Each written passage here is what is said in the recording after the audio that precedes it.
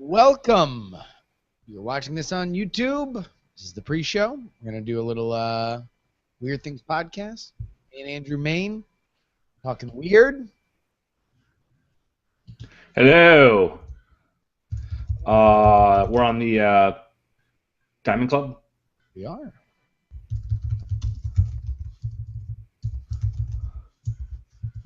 There we go.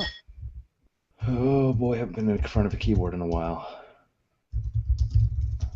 All right. And, I wanted to check to see if I can stream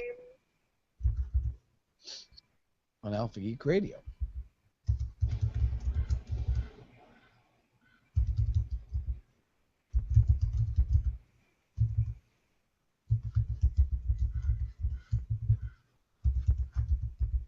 Yeah, I don't know if I have the confidence.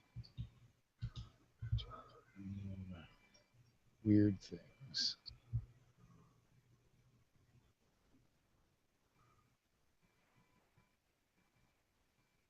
But I'll talk to Todd Whitehead, purveyor of all things Alpha Geek Radio. So anybody who would like to listen on their cell phone and stuff will be able to in the future. Unfortunately, we do not live in that future today. You're just going to have to go ahead and deal with the YouTube.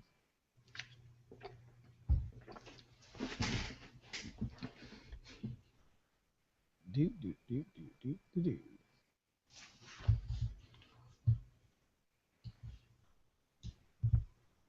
And then, do we want to rock the chat on this, or? Sure. I mean, in here, or we can do it sans chat. Well, I'll just leave it up in case there's some technical failure. Yeah, no, good call.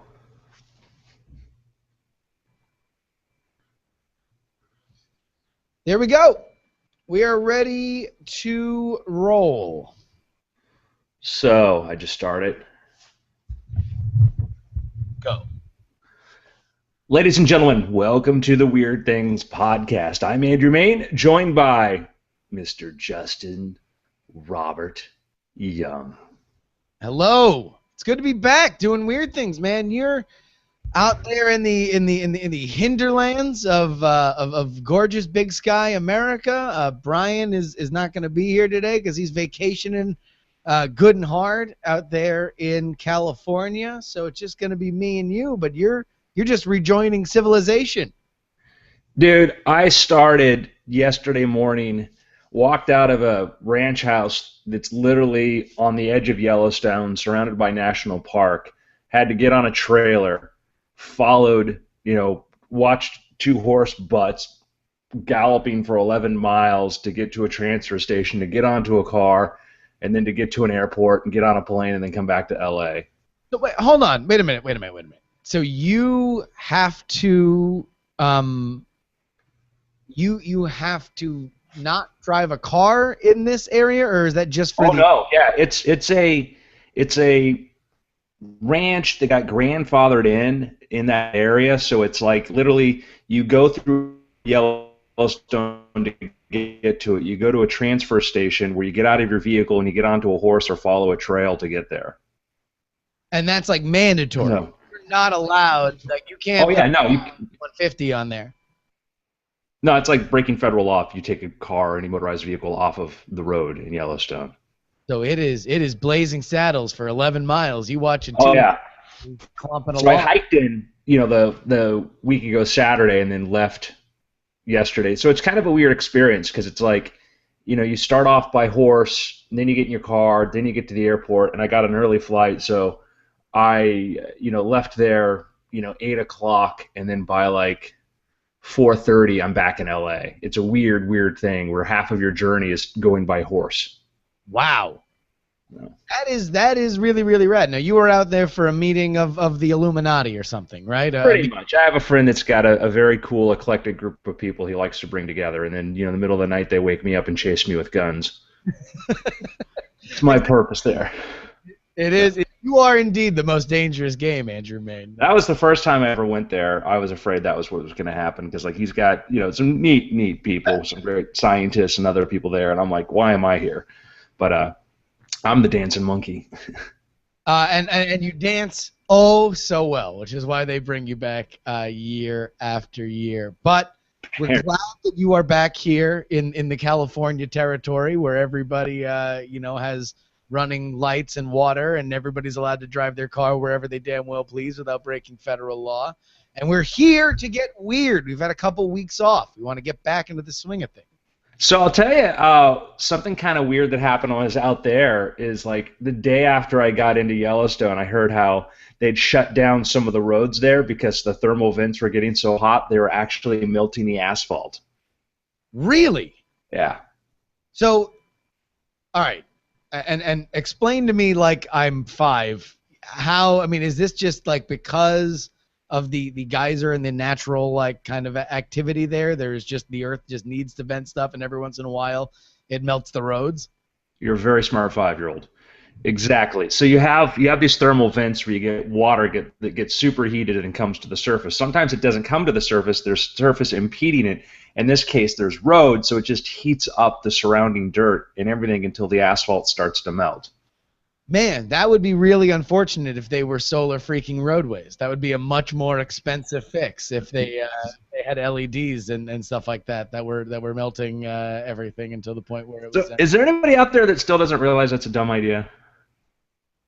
You know, if we talked about the videos by Thunderfoot a couple weeks ago in the back and forth on it, and they got really, that became its own little thing. And I guess that's where this discussion sort of went to die, is that we had the big initial viral pop where everybody kind of looked at it, and on that big cursory glance, it's like, oh my God, look at that, solar roadways. It spreads all throughout the internet. Everybody high fives each other for believing in the future, and then that was it. And then it kind of devolved into this back and forth between, and I think a real personal back and forth between Thunderfoot, this YouTube guy who was doing these rebuttal videos about why on a million different levels it was a dumb idea, and then the solar roadways people just doing these kind of battle rap essays about why Thunderfoot's point of view was stupid, and they went back and forth, and eventually the public at large kind of lost interest. I didn't know there was a whole follow-up to that. That's amusing. Yeah, and it's frustrating because, you know, I think that there's interesting ideas in the solar roadways thing. I think the larger, like, the idea of having some element of smart roads is not something that is completely stupid. You know, I just think that the deployment and the way that they were talking about it was obviously flawed.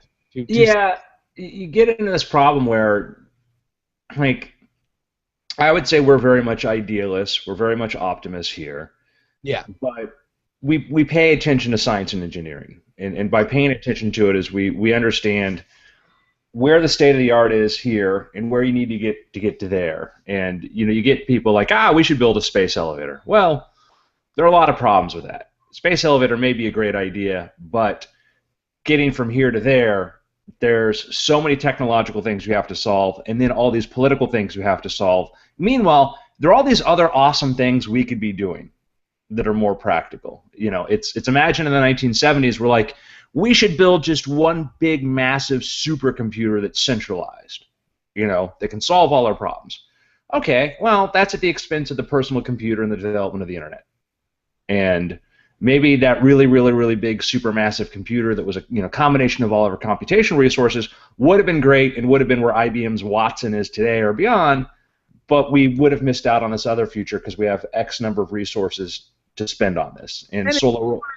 It's hard to understand that, you know, and have faith in our continued ability to not do the big pie in the sky thing because that other future awaits, right? You know, if to use your example, let's build a big centralized supercomputer, the element that is hard to think of in that moment is that there is this glorious future of personal computers and the internet and a decentralized force, right? Yeah, it's not understanding the problem and all the opportunities, you know, and that's sort of the big thing is that, you know, like, solar roads, and that's if I didn't know anything about engineering or science, I'd be like, that sounds great, but finding places to put solar panels isn't a problem. So putting them on roads doesn't solve a problem. You know, it introduces all these other problems. And anyhow, we can digress into that. But you get that a lot where we go, oh, we should have this, we should have that. But then these things, things are complex. They are, and we So need to understand that. Go ahead. speaking of complex things, Justin, Yeah. I don't even know what's going on in Siberia, but you heard about this giant gaping hole in Siberia? You know, if there's one thing I think about Russia is that they need more controversial elements to their society these days. You know, I feel like it's not weird enough in Russia, what with meteors and planes going down by way of rockets. You know, they need something weirder, which is why I'm really excited to hear about this Siberia thing, because I have not been familiar with it. So there's a city in Siberia called Yamal, which is supposed to be into the world, and a mysterious hole opened up with reports, some people saying it was as much as 300 feet across, but it turns out it's only 100 feet across, just popped up. All of a sudden there's a giant hole in the ground. Big, massive hole. Now, how rare is this really? I mean, like you hear periodically about sinkholes opening up, obviously to this size, you know, to varying sizes, some smaller than others, but the idea of sinkholes opening up seems like one of those things that we only care about because we have cameras and the internet and we can take a picture and diagram it and get it on Reddit within 5 minutes of it happening. Well, this didn't necessarily appear to be a sinkhole. Now, a sinkhole has certain sort of criteria which you look at and you can understand it. This looked like something exploded out of the ground. And so that's what made this different than just looking at that. So I'll give you a Google link to go look at it so you can click on that. Just type in Yamal, Y-A-M-A-L, hole. Holy crap. Man, this is a few tentacles short of a Sarlacc pit, dude. Oh, dude, it's totally Sarlacc pit. It's waiting for you to see that. Yeah, it's you know, I'm waiting for Boba Fett to come climbing out of there. Wow, it's amazing because it looks almost like on purpose, right? Like especially from a distance, the rim of it does not, like, it is jagged up top, but it almost looks like it has a smooth kind of finish to it, as if this were intentionally drilled in by a massive drill bit. Like some sort of supervillain plan, like Mole Man. So scientists are there, and they seem reasonably confident that it's just like a methane explosion or something to that effect, which is, you know, totally reassuring. Yes, but how many explosions? How many horror movies can we think that started like this? Remember Godzilla, the most recent Godzilla? Godzilla had a sinkhole start. I think This Is the End began with sinkholes appearing throughout the New War of the Worlds had holes in the ground. Yeah. No. Did you already say Tremors? Mm-mm. Tremors. There's another random hole in the ground starter. So I was thinking, like, if it was Godzilla and it was, you know, some Mothra-like creature bursting out of the ground in an explosion, what would they show up and say? They'd be like, well, there's an explosion. Methane causes explosions. There's methane here. Well, this Must be that. Like, swamp gas is kind of, isn't that the cure-all when people like to make fun of the government explanations? Like, that was like a Roswell explanation or any UFO stuff, is people saw lights in the sky because of swamp gas that happened to be emanating. Yep. It's our ready-made explanation, and it's actually a practical explanation that makes a lot of sense. So I just kind of think, like, listen, it's all going according to plan if this is a horror movie. Now, it also doesn't help that it's in Siberia, right? No. Like Siberia is in just a city called End of the World. Yeah, there's that as well, which is because that does itself no favors in terms of the poetic license to what could be an otherwise otherworldly tragedy waiting to happen. But is it just that there's so much that could be there in Siberia that we don't know about? Like, it could get out of that hole and a gigantic worm could be crawling around some area that nobody gives a rat's ass about, and we have no clue, uninhabited, for years, right? I mean, this is the basis of almost all of our cryptozoological dreams. Absolutely. There's Yeti stories there. That was where the Tunguska meteorite was in Siberia. And granted, Siberia is a massive area. That was there. It's kind of like Florida of the world. There's I'm going to read to you the report from the scientists who investigated it. Conspiracy theorists who thought bombs or UFOs might be involved will be disappointed to hear the team's initial judgment. There is nothing mysterious here, said Andrea Plekhanov, one of the researchers speaking at the Siberian Times. It is simply Mother Nature's law with its internal pressure and changes in temperatures. Wow. So a massive I mean, like, is there any description on there on what the level of explosiveness would have to happen to cause a hole like that? Like, is that like comparable to bring down a casino and an older casino in Las Vegas? That's got to be a massive explosion. Yes, very big explosion. I don't know if they've actually estimated the size of it yet. I'll send you the link to the Siberian Times article. How would you like that beat? What name in Siberian journalism? Winner of the Frosted Inkwell 19 years in a row. Yeah, it's the Bear Paw editor's desk. I will say this about Siberia. It looks like a fairly nice place to be during the summer. It gets a real bad rap as being a frozen poop hole for most of the year, but it doesn't look like bad weather out there right now. Well, except for the exploding ground. I mean, there is the gigantic ground explosion that just happened, which you have to imagine would not be something that would lure tourists to this particular area of Siberia. Holy crap, is that a massive crater? I just looked at like a big profile shot of kind of the entire ground there, and this is a massive mother humping crater. Can I tell you why I need to spend more time looking at Siberian Times? Because if you look in the right, the news section there is some awesome stuff there. You know, there's bottom Siberia to get world's first cryo storage necropolis for woolly mammoths. Oh man, no, you're right. Because normally you go to like the British tabloids, right? And it's always like Kim Kardashian wore some sandals today, or you'll never believe what Jason Statham's ex-girlfriend did at a club. Like, it's always that kind of stuff. This is a little bit more where we have our natural interests as listeners and practitioners of this podcast. Let me read from the top. Scientists reveal a suspended Bronze Age murder and dental secrets from around 4,000 years ago. That is a headline, ladies and germs.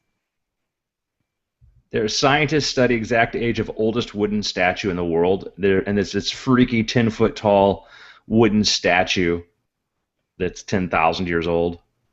And how about this headline? The worm has turned ... luminous blue. That is the name of like a electric light orchestra box set. The worm turned luminous blue. That's an amazing album name. Now read new scientific discovery of a novel type of Luciferian. Oh my, I didn't think I loaded that one. That was luminous blue. Oh, is that it? Oh yeah, sorry, yeah. A new scientific discovery of a novel type of Lucifer making the Siberian luminous earthworm glow in the dark. That's amazing. That worm has turned luminous blue. There ain't no BS about that. Luciferian is the scientific term for a generic term for the light-emitting compound found in organisms that generate bioluminescence. Oh, morning star, do your contributions never end? There we go. Check it out. Big shout out. This is our first Weird Things pick of the day. Is the Siberian Times. We are absolutely. All right. Knows. So, a couple weeks ago, you got some excited phone calls and text messages from me. Yes. Now that is not uncommon. I would categorize 80% of our communication as excited. I'm a very excitable young man. Well, now listen. You just see the wonder in the world, and nobody can blame you for that.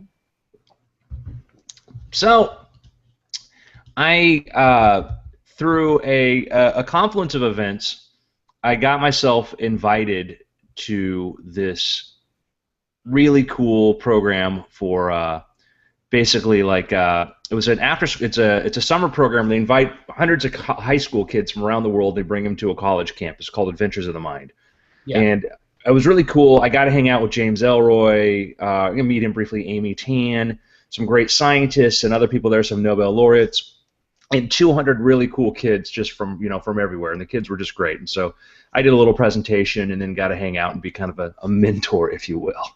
And along the way, I met a really cool scientist named Lerman, who's he's done a lot of interesting things on the origins of life. He's done a lot of really cool engineering things. He designed the drone along with some other people that was used in Captain Phillips. That was like the one that actually they used to spy on the the pirates. Oh, that's awesome. He invited me to a virtual reality meetup. It's called VRLA, and so they do it every other month, and it's a bunch of people, virtual reality enthusiasts, and this was at the USC Center, the MXR Lab, where they develop a lot of cool virtual reality technologies. And this is where Palmer Luckey is from. He's the guy who started Oculus Rift.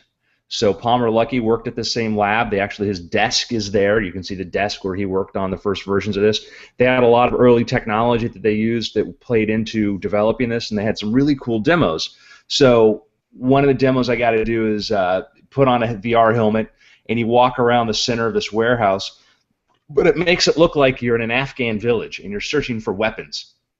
And so you open up like jars, and you look into jars, you look inside of there trying to find a weapons cache. But what was cool about it is that it created this infinite space, because when you walked into a virtual room, they would move the door behind you to some other location. So when you left, you would walk back into the center of the real room. And it was a way to create this space that went on and on and on and on. It was very, very, very clever. It used change blindness to create that illusion. In the moment, did you feel like you were being manipulated, or did it just kind of hide in that blind spot of your brain that you don't always exactly remember where the door is? You just kind of follow the context clues. I knew the door moved. I walked through and I knew the door moved, and I understood why. And I thought maybe they were doing some other subtler things, which they weren't, but it was just the door moved. I knew that, but it was very. If I'd been a little more distracted, I probably would not have known. Yeah. And that's one of those things where it's like you'll probably take that trade-off to have unrestricted physical movement. If that's what just needs to happen, so you are always going to be able to walk around and not feel like you are hitting up against a physical barrier while in the virtual world. That's a trade-off. Yeah, and there are a lot of other things that could be done and I think that's one great part of the toolbox to make an infinite space out of a small amount of space. And I think it's very, very exciting, because when you start thinking about the idea of creating infinite virtual worlds and getting into a world and be able to walk around and continuously go on, you're going to want. I mean, ideally you'd have some sort of holodeck type room with moving floors or whatever. But in this instance, the idea of being able to take a very small space and make it feel like a much larger space to these techniques, and there are other ways you can do that too. Other ways you can supplement that, and it's exciting to think that's what this is getting to the point where you put on the VR goggles and you walk around your apartment, and it uses augmented reality to create a map and then create a space that adapts to that. That's cool. So tell me how far off I am when I make this comparison to that group of people. Is this, in the current point we are at in VR technology, is that group that you visited akin to like the homebrew computer clubs that Wozniak did in the birth of the personal computer? Is it like that? Is that comparable to kind of to a layman to explain what that is? I would say so. I think that there was what the lab worked on, and then outside they had a dozen tables with different people in groups showing off some of their stuff. Some of these were design students, some of these were companies. The difference between now and the Homebrew Computer Club, which famously was where Steve Wozniak presented the Apple I computer designs to, is that these people are all very commercially savvy. They're very aware of startups. They're very aware of the commercial opportunities of the stuff, which I think is fine. I think that's good. I think that the downside is that there may be a less uh, less of a justification for being okay to play and just create, which I think that's the one downside. Yeah. But I saw some great demos. I saw a guy that was using Oculus Rift to help people who had lazy eye, to help them train so the eyes could function together stereoscopically. It was a really cool demo. I played some cool games, Couch Warrior, which is where you put on the helmet and you play against somebody else, and you're sitting in a virtual living room controlling these little elves that run around and jump on top of coffee tables fighting each other. And you see, in the early stages of computing, circa, when the Apple I came out in the Homebrew Computing Club, we didn't know what less than 10 years later the average computer interface would even look like. Yeah. And you saw, the Mac, via Lisa, the Mac, and via Xerox PARC, Xerox earlier development, but the first real commercial graphical user interface via the Macintosh came out in 1984. 6 years, 5 years, 3 years prior, that was not an assumption you would make. 10 years later, every computer uses a graphical user interface. Nobody, except for the extreme techie kind of people, use a command prompt. But that was something we didn't know, and how should graphical user interfaces work? Windowing environment, the idea of creating multiple windows that you can go back and forth back and forth from was, nobody assumed that was going to be likely necessarily, because you had to have multitasking or multi-threading, a lot of other things. So you're seeing a lot of the early problems, being figured out, and that's with Oculus Rift. The Oculus Rift version 2 coming out now. I have one of those on pre-order. You see these things, and how do you interface with it? What's the best way when you have this thing on to give it instruction? Should you hold a keyboard? Should you hold a joystick? Should it watch your hands?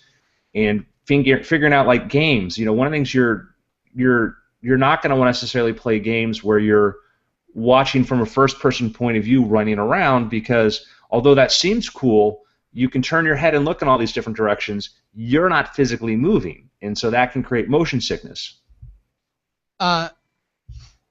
It's obviously a very promising yet still kind of nascent technology, right? Because the Oculus, if you buy an Oculus, you are buying it as a beta, if not developer thing still. Mm-hmm. Right? Yeah, I mean but it's next year they'll probably have the commercial version. Yeah. So and it was already got sold to Facebook. I mean that's why it is so promising, is that even though you have to buy it under this idea that you are developing for it, or you are just understanding that you are buying something that will not be what it could be if they were going to sell it at Kmart and Best Buy. This is so promising that Facebook dropped the kind of coin that they did. Yeah. Sure that at Google I/O, I went to this meetup, was very excited by what I saw. I went on Amazon and I started buying lenses and kits and stuff, because they have a project called FOV2Go, which is how you turn an iPhone or an Android into a stereoscopic 3D immersive viewer. I said, I'm going to go build one. 3 days later, at Google I/O, they revealed Google Cardboard, which is their whole project for virtual reality, and that's their new platform they developed. And so I built a Google Cardboard. I've got in my apartment here, I've got tons of stuff. I've got the Dervos Dive. This is a device where you plug your iPhone into, and you can run stereoscopic apps and stuff and see 3D. So it's kind of essentially like an Oculus Rift. It's not got all. I don't think the Oculus Rift has got better screens and all that, but a lot of the same functionality. These are coming out now where you're going to be able to buy $30, $40 devices that you just plug your existing smartphone into, because your smartphone has a very good screen, it has accelerometers, and it can sense where you look in space. I made a Google Cardboard. I've taken it and shown it to just lay people just to see their reactions. People flip out over it. For Cardboard, they have this game or not a game, but it's a short film that feels like you're in the middle of an animated film where you can turn around and look in any direction. And it's lay people get it. Lay people are excited about it. Yeah. So now is the time to experiment and play with this and come up with really practical or fun things to do inside of there, other than just go, isn't that cool? So where do you see it going? What is the touchstone for the popular aesthetic of a technology crazy universe? Like, what is the thing that needs to happen to make it blow up? So you're going to get, the gamers are going to do a good job of blowing it up within gaming. It's going to become a great game accessory, and there's going to be some games that are better than others to play in it. And so that's going to happen naturally, and that's the people who are most excited about Oculus. A number of game developers have already built in Oculus compatibility into their game, so it can output the 3D stereoscopic views that feeds into it. That's going to happen naturally. The other thing we want to see is what happens to casual gaming and what happens to storytelling. What's going to make it compelling for, guys like you and I who are not, we're casual gamers, but we're not hardcore Xbox or PlayStation gamers. Yeah. What's going to be the thing that's going to want to make you strap this thing on your head for half an hour? And, if it's immersive cinema, which is going to be storytelling without necessarily gameplay, you need to have a story that's very compelling to be told in this way and not just watch it on a screen. That's one of the biggest arguments I've always thought against 3D is people will go to the movie theater to go watch a movie in 3D as sort of kind of a novelty thing, but nobody cared enough to ever buy a 3D TV or a 3D version of a movie because it never added enough. Nobody is watching Avatar at home and going, I'm just missing out, Yeah. It wasn't that HD was, where all of a sudden you went to a friend's house, you saw an HD television for the first time, and you're like, wow, this radically changes how I view things. Now all they look completely different. That was not like that for 3D. And I'll say, but even with that, think about is the number of times people are watching SD images with just upscaling or whatever, and don't realize they're not watching HD. I think a lot or watch streaming stuff on Netflix or cable. I go over to people's houses all the time, and they're watching the SD channel, but it just spread across a letterbox, and they don't know, or they're watching I hate like TNT would do that stretched. They would just take a 4:3 signal and stretch it into 16:9, which I think is just there's got to be a ring of hell for people who do that, and a lot of people don't even notice that, So it's that shows you how difficult it is. You've got to make it really compelling. Yeah. It's exciting though. If you want, go to google.com/cardboard, and if you have an Android phone, I went out and I ordered a Nexus 5 just to be able to do this. You can order. It's not google.com/cardboard. I made that up. It's g.co/cardboard.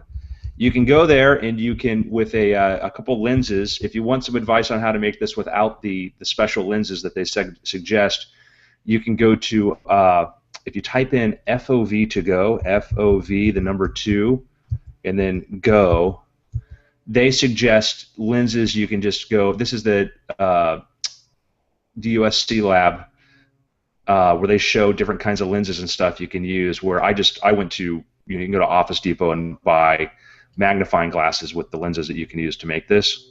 So it's a fun little kit. To be fair, and granted, we are all not Andrew Main in terms of our industriousness, but if you dare to dream, you built your own version. The first thing I built was before Google revealed theirs. Is I built my own FOV to go based upon what I saw on the based on there using an iPhone. I actually made a head-mounted cardboard display because I'm a dork. But what you can do now is you can actually go to Amazon, and if you type in Google Cardboard, you'll see a ton of kits pop up, which are cardboard with lenses, and they're like between $20 and $30. And so, or I've seen, let's see some of these here that are like I see for $14 plus shipping. There's a Google Cardboard kit with the lenses and everything you need. So for $20, you can turn your Nexus handset or your Google handset, your latest Android handset, into a VR viewer. That is amazing. That is something that if you are into this, I would love to see a little community of people who are building these spring up around the Weird Things podcast, because I think it could be something really, really special to just see that development community happen around. I mean, it could really pop up around anywhere. So why not this podcast? Yeah, no, absolutely. Let us know if you're playing around with what you're doing. I've got an apartment full of gear and stuff and other little projects I've been working on. I put up on my Tumblr a week ago. I put up a how to make your own 3D camera system for $160, using a toy 3D viewer from Hasbro, 2 $67 little action cams, and ski goggles. I'm able to make a viewer that you can actually see in real time 3D, and then make pretty good 3D movies with it. You can just strap two cameras next to each other, but you have issues of parallax, and if something's slightly a little tilted or panned, you're not going to get the image that you really need to get good 3D. So I made this viewer to be able to do that. So, And I'll tell you what, there's a moment happening because I've talked to you a lot about the VR stuff. You've gotten very excited about it. Next thing you know, I go to an accountant. I want to get some of my tax stuff in order.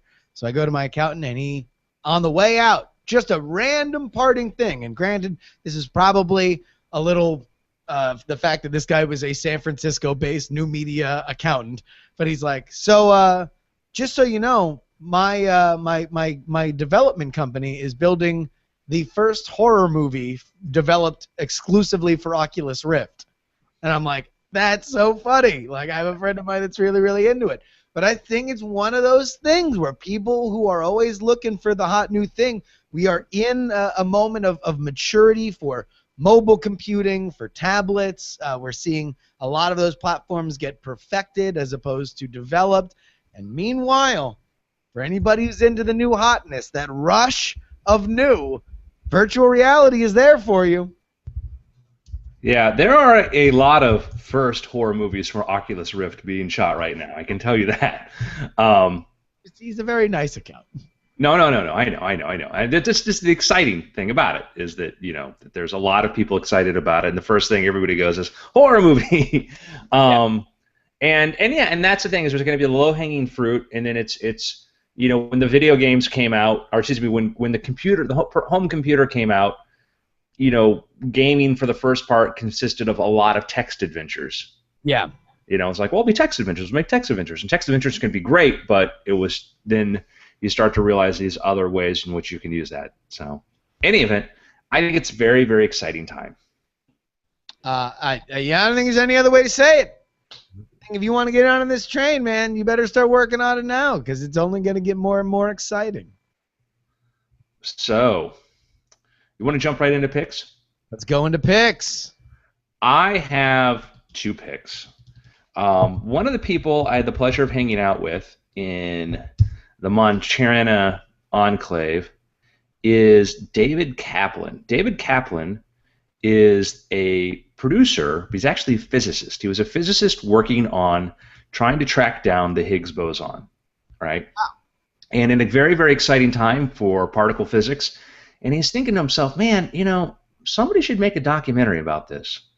I mean, that'd be really cool if somebody made a documentary about it. And he said, well, maybe I should just start shooting stuff. So he started shooting some footage. Finally, he got enough footage, and he got Mark Levinson interested in it. And Levinson is a film director. He's actually done a lot of other behind-the-scenes stuff, worked on other things, and this was his first. I think this is his first documentary. And they started working on it several years ago, and they got Walter Murch, famed editor, who did such movies as The Godfather, to come in and do an edit of it. So Walter Murch was involved with it, so it's just a lot of really great people on it, and it's gotten a ton of attention now, but it's a very, very fascinating documentary about this very exciting point at which they use, the Large Hadron Collider to try to detect this fundamental building block of the universe. And so that's called Particle Fever. And right now it's available for rental and for purchase on iTunes, so you can jump on over and check it out. If you love science and want to see scientists pursuing one of these fundamental questions, it's a great place to go for that. But it also seems like it's got a sense for explaining why this is important and bringing out the human elements of a very scientific pursuit that has wide-ranging implications, which is always the best way to do it. Yeah, and David, who is the producer of it, he's a brilliant physicist, and he's also a really neat. I've watched him explain things to people of very minimal education, to people highly educated. I watched him take very, very complicated things and explain them. He's a very, very powerful explainer, and he's a brilliant guy. And so, seeing somebody who's coming from this side of it, from really, really deep in the trenches of trying to figure out what's going on, make this project happen is pretty awesome. Absolutely. No, I'm looking forward to watching it. I watched it yesterday. Go ahead. I'm sorry? I watched a movie yesterday. I went and saw Edge of Tomorrow, starring Mr. Tom Cruise, written by Chris McQuarrie, the guy who wrote Usual Suspects and Way of the Gun and some other good flicks. I really, really enjoyed it. I mean, granted, I was joking around. I did a podcast with Brett, the Amtrak Roundsville last night after we saw it because we were so excited about the idea of starting a Groundhog Day franchise. That there's no genre that you would not want to see a Groundhog Day conceit layered on top of, and this Right. is certainly a proof of that. And that'll be the next Jury podcast. You can download it next Tuesday. But Yeah, there's like a new teen movie coming out with that theme too. oh, really? Oh yeah, there's actually are like a handful of movies coming out that are used. I guess people said, we've waited long enough. Let's just use that premise. It's I'm saying, just call it Groundhog Day : whatever you need. Just name the We'll genre. have found footage. We'll have Groundhog Day. Yeah, it's so. But I mean, about this movie, and I didn't really get into this in the podcast, but to me, it really kind of it made me wish that the excitement and out of the box praise that we gave something like Pacific Rim was there for Edge of Tomorrow, and the kind of ambivalence that was there for Edge of Tomorrow was there for Pacific Rim, because they're not dissimilar movies. And in what makes Edge of Tomorrow special, beyond the Groundhog Day conceit, which is done very, very well, there is just some really solid, fun science fiction world building that is similar to Pacific Rim. It's an unknown alien force that kind of comes out of nowhere and starts rapidly demolishing humanity faster than we can really understand it. We need to figure out and build new robotic technology to fight against them. Granted, in Edge of Tomorrow, it's far smaller than the Jaegers in Pacific Rim.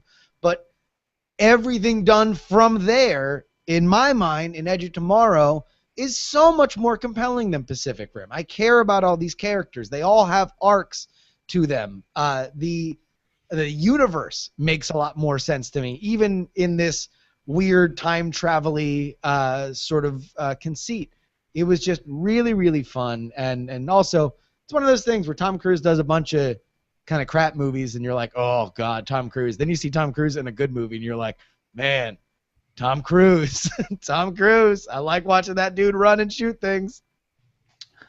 I loved it. I mean, I not to try to compare it to that other movie. I really loved Edge of Tomorrow in comparison. I thought it was fun. It felt kind of like a classic sci-fi, really well told with good characters. There was the problem in science fiction films often is people say, well, if they want to go deeper and make a message to it, it ends up being very nihilistic, or it's just, and everybody dies kind of thing. And that's the problem, is there are cliches that people who think they're avoiding cliches jump right into, and that's worse to me than just doing a cliche very, very well. I think that Edge of Tomorrow, I thoroughly enjoyed it. I thought that, where Oblivion, the last Tom Cruise in the future kind of movie, was certainly beautiful, just sort of left you kind of going, okay. I thought this was just a much more complete movie. And, I was excited about this when I heard that Doug Liman was doing this. And he's done, I think he's one of these people that if people were a little bit more aware of thinking like, this is the guy that did Bourne Identity. This is the guy that did, Mr. and Mrs. Smith. He's done some really, really good movies. Swingers. He's a very good director that takes, really good material and I think elevates it. And what I like the best about the use of the conceit is that it's easy and fun to just kind of joke about it as Groundhog Day : sci-fi war movie, but the conceit is used in a really interesting way when you look at how it's weaved into why the war is going the way it's going, and these very simple elements that are set up in the first 10 minutes via a news montage. It makes sense enough for me to care about the power, enough for me to care about where it is, why it's doing what it's doing, and when it goes away, or if it goes away, that I care about it. It was a thing that it did really. I think it did really well too was once you got the conceit, it moved forward, and and there is a tendency in some films, like the conceit is the whole thing, and they'll just keep playing that back over and over and over again and say, well, isn't it kind of cool that we can do this? Where here it's like once you kind of got it, they said, okay, we think people's patience for this is done. We're going to kind of move this story in a new way and get this really, really going, which I dug. And then at a point where you're trying to catch up, which I thought was cool. Yeah, because at some point you kind of lose. You are no longer at. You are more in the point of view story-wise of Emily Blunt or the characters that are not experiencing this kind of stuff than you are Tom Cruise. Initially, you were kind of with him with every day, and then at some point he is ahead of the audience, which is really, really fun. So super recommended. It's still in theaters. If you happen to be in the Bay Area, I went to a really cool theater called the New Parkway, which is kind of Oakland's own Alamo Draft House, but it was super cool. It shows second run and specialty.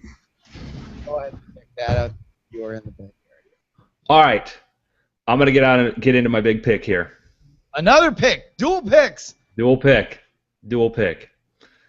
So here is the thing. I'm gonna make my case for this film, and I do so at the risk of maybe overselling some people who may be disappointed. And that is the risk anytime you want to enthusiastically say how much you love something. Yeah. But I'm going to go ahead anyways, because if you can't love this thing, we can't be friends. Okay. So you were throwing down the gauntlet. You were saying if this is not your jam, then I don't want no part of you. If you were to ask me what was the best science fiction film in the last 10 years, Inception. Oh, go ahead. We talked about this. Yeah, and Inception I think would be the pick. Yeah, so that's our pick. I'd probably say arguably Inception. There've been better films, but I think better films that were using science fiction, and I think as far as better films, last 10 years, Inception's really at that very, very small list at the top, just as an overall movie. And best science fiction film prior to Inception, maybe, I don't have to think. I would say, actually, I mean, I'd say Her, maybe, is after post-Inception. You would get people who would say Gravity. The Gravity is a good point. Good point. And Gravity's not so much science fiction though too, because it uses a very realistic, and despite what some famous astronomer has said, has a lot more accuracy than he. And not to say that what happens in Gravity is not is fictitious, or cannot happen in the real world. Rather that it is a science-based tale that is invented and not documentary. And we can get into in splitting hairs as to what that means, because if it's like, anything that uses computers or technology, is it then? Yeah, is that science fiction? Yeah, right. But anyway, I think Gravity's great, Her's great, Inception. These are all great films. Rare air here, and leading up to something. But as far as big science fiction, big concept like Inception, Dawn of the Planet of the Apes, and just as a movie in general, it is my favorite movie of the year so far. And that is something. I mean, you are definitely a huge fan of this franchise. You very much like the previous one, but against my will, the first one won me over. The first one I went to trepidatiously. I had a lot of hesitancy about, and then the first one, by the end of it, I go, man, this is a really well done film. And I've watched it again and go, this really holds up. In Dawn of the Planet of the Apes, amazing. Well, it is. Real quick, let's go back to Rise for a second, because I finally watched Rise. I had never gotten around to watching it. I knew I wanted to watch Dawn of the Planet of the Apes. And I haven't seen that yet, but I have seen Rise. And that is an amazing script, in that to make a non-English speaking character for the majority of the movie so compelling and so amazing, and yet I still found myself at some point not believing that James Franco is a revolutionary scientist. However, more importantly, I did believe him as somebody who wanted to raise a monkey. And that is the more important element of that story. I thought it was excellent. Yeah, he was the biggest problem I had going into it, was James Franco as the brilliant scientist. It's like Keanu Reeves in certain roles and like who I love, but I'm like that was my biggest thing. But it wasn't about him. No, and You know, everything that was about him being a father. yeah. And remember, you have an amazing John Lithgow performance in there. Great. Holy You know, smokes, that took me by surprise. yeah. And so you get some of John Lithgow's best work is in there. And so anyhow, Rise of the Planet of the Apes, I watched that and the end of I'm like, I really like this. I was expecting to not like this and I loved it. Dawn of the Planet of the Apes, I loved. I absolutely loved. Because it's about the monkeys. It's about them and you instead of it being this Walking Dead story of how these humans are going to go survive with these, evil monkeys out there. It's about how are these monkeys going to survive with these edgy humans around them. Yeah. It was so well told. Every single character in there had an arc. Every single character I thought I understood their motivations. And if somebody acted in an angry or violent way, I understood why, and you were somewhat sympathetic as to why they did that. If somebody acted in a dumb way, you understood why, because maybe they were young or just scared or whatever. It was you could put humans into all the roles. You could make it a story. Obviously, it felt like a story between humans and could have been like Native Americans, different human groups fighting against each other. It could have been any sort of classic story about the confrontation between two cultures. I thought it was just so well done. And listen, I know there are people who are like, the special effects. Like, I don't believe you. People who say they don't buy the special effects. It's just that they can't wrap their head around they're watching a talking monkey or whatever. Special effects in this are amazing, and I'm the guy that's first to criticize and point out where things just don't work. Polar Express still gives me nightmares. Special effects are fantastic. Yeah, and I talked to you right after you saw this, and you were of the agreement that we might see the Caesar role by Andy Serkis nominated for an Academy Award.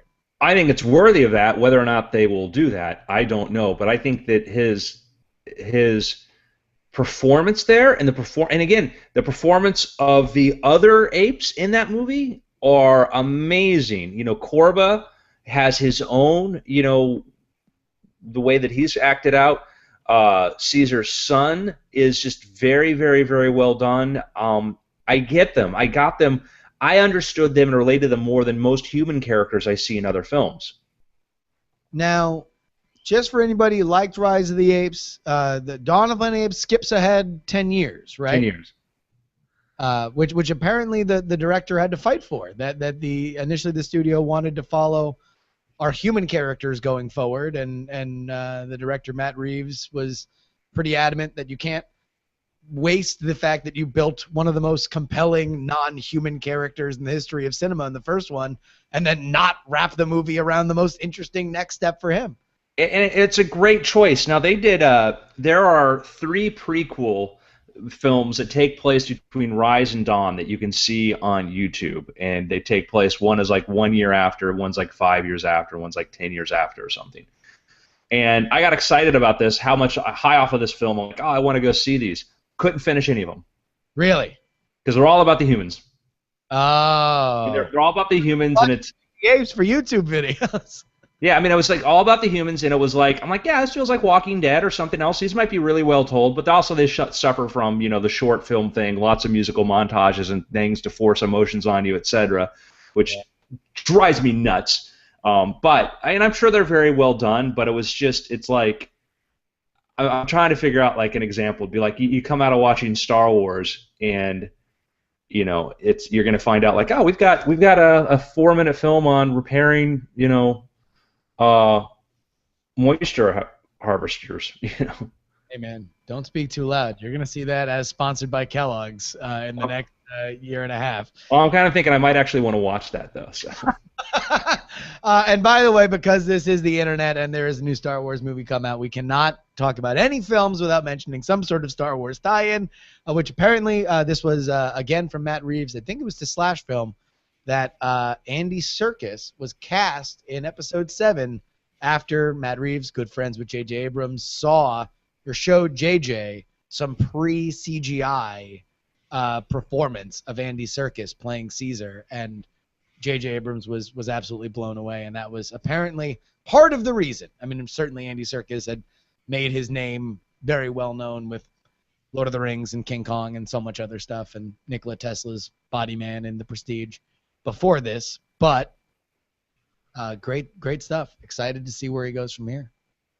I can't wait for you to see Dawn. Again, don't downplay my your salesman as the best big concept science fiction movie of the last 10 years since Inception. Yeah, downplay that. Just go see it. And it's one of those things too where they did a really good job of like some of the clips you've seen in the trailer, and then you watch like the opening sequence, you see something, and then you see the fuller sequence of what that is, and it's like, oh, this is so much cooler than what I thought was going on.